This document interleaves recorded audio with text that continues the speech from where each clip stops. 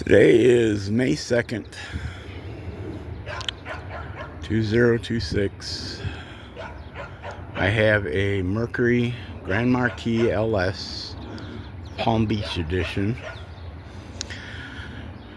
There's damage to the fascia or the bumper cover.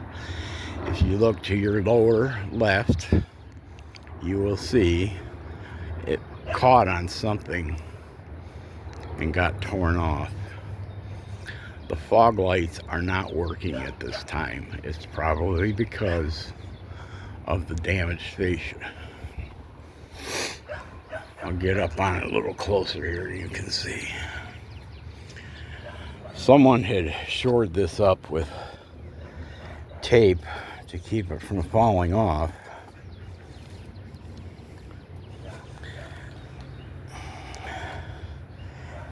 It's not too bad.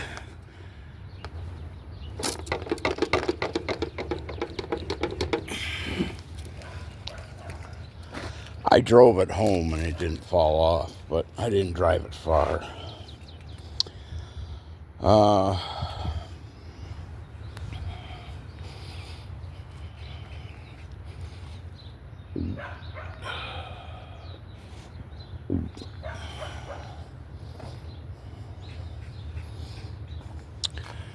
4.6 liter V8.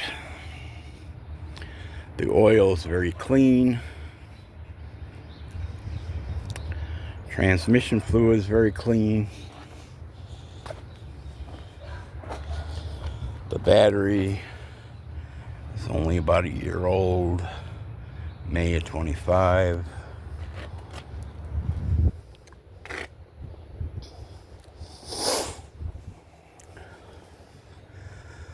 There are very few, if any, bumps or scrapes here.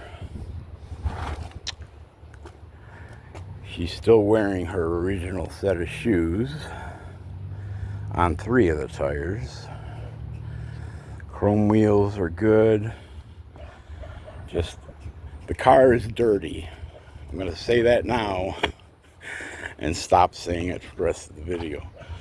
The car is dirty. Chrome caps of the Palm Beach edition. There are some spots on the hood that look like they need to be buffed or polished. The paint is still intact, but we know how these Mercurys were in the paint department. Not too good. So that's an issue. And it pains me to say, I think this car spent a long time outside during its life.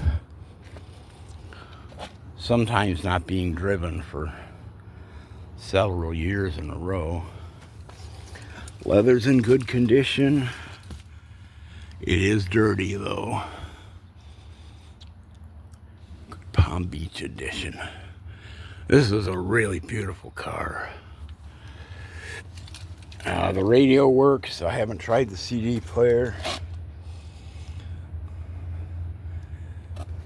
Armrests are all intact. That one looks like it's pulling out a little bit. Door jambs are clean.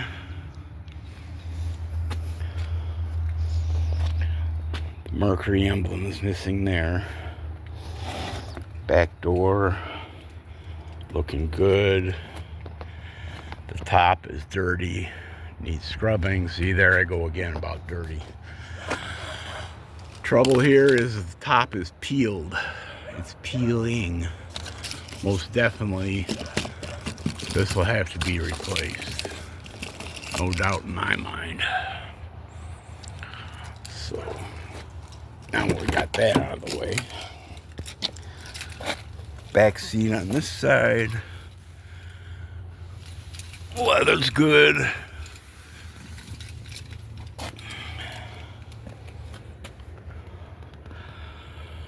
Door stuff is good.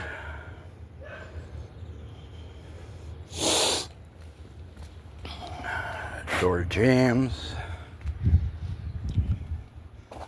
Quarter panel. Limited edition. Work our way around here. I believe that's an original spare, and I don't think it's ever been down. I can't tell underneath if it's a steel or a chrome wheel. I don't know. Unfortunately, I physically cannot take it down to show you. Okay, the trunk's nice. Well, like again, that's that D word. Okay, there's Grand Marquis LS. Trunk lid looks good. The rear defroster and the heated mirrors do work. There's a slight scrape right there.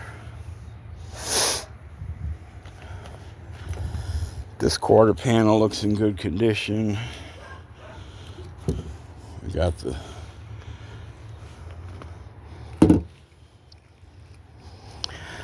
this tire was the one that was replaced. It looks fairly recent.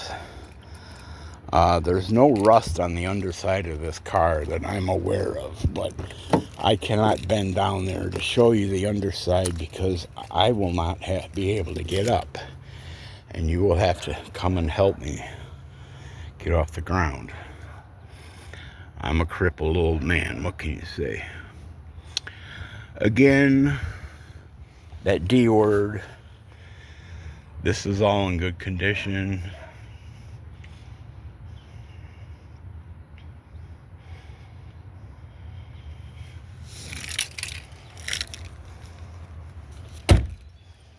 Okay, driver's door, good condition. And the D word.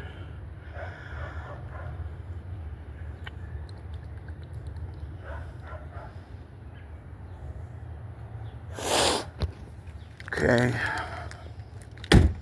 we got this door, also in good condition. See, I don't see any obvious scrapes, dents, or rust out here. Okay, Palm Beach edition. Palm Beach edition. Front fender good.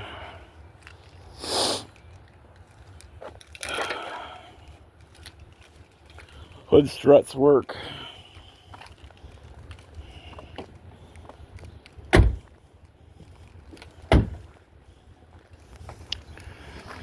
We'll go start it up. Richard's still here. Say hi, Richard. Hi, Richard. Okay.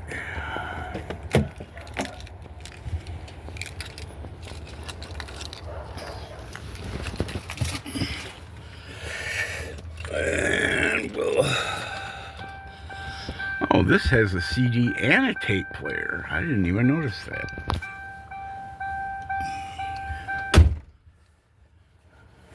Neat, eh? And the overhead console. All that good stuff. Dashboard. We have traction control and adjustable pedals. Those work. Cruise control works. And here again we got auto headlamps. Pardon me. And the fog lights do not work at this time. Let's spin this up.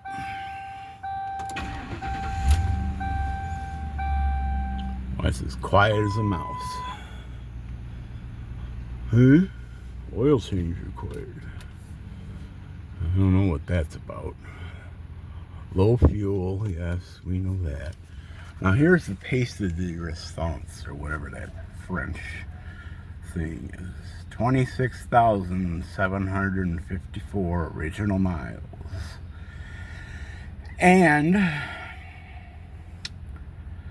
the Car Fax I have pretty much backs that up. I have a whole Car Fax full of everything documenting mileage throughout its life. bought new in early 2007.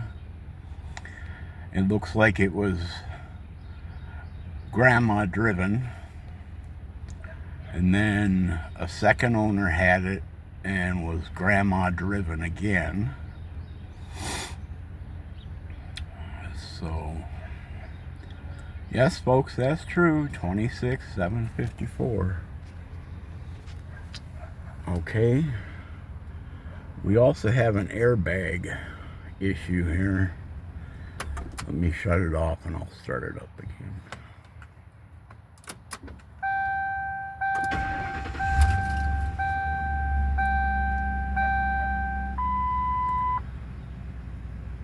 One, two, three.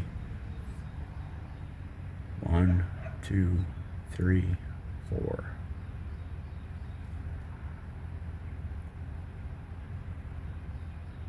Two, three. 1, 2, 3, 4.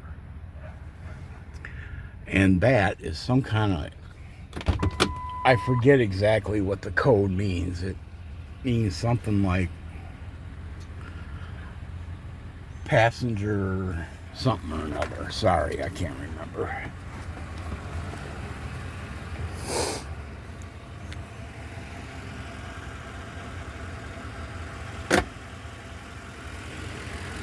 But this car runs so quiet. It's craziness.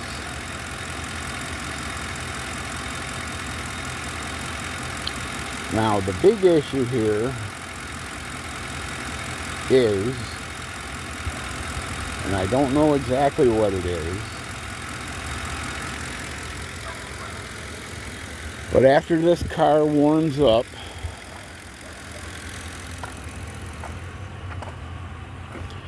if you come in here, well, it's not going to do me any good to turn the climate control on because you're not going to be able to smell it anyways. But when you turn the climate control on, this very acrid, cloying, clinging odor comes out of it. I mean, this is an odor, and the taste hangs in your mouth for like an hour afterwards. I suspect that it could be a heater core,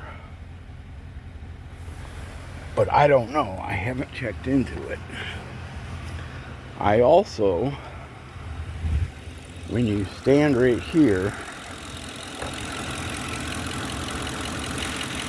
you can get a little bit of a smell of the same thing. A little hot. I can only describe it as coolant. However, the coolant level in this car has not dropped. And it doesn't drop. So I don't know exactly what that's all about. Now, I did have the cover off the engine, and I took a flashlight and I looked in there to see if it could be the intake manifold leaking and causing that smell, but I could not see any leaks up there. There is no sign of coolant that I could see, so I don't know. Your guess is as good as mine.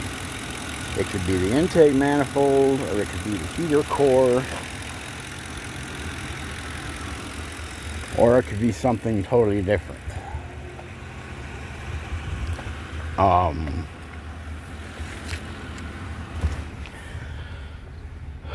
The climate control does seem to work, sort of.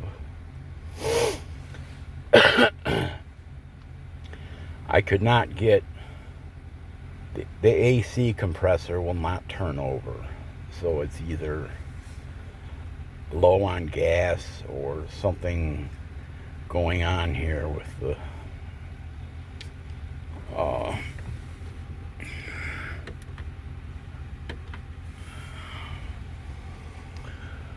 there's something going on with the climate control head itself.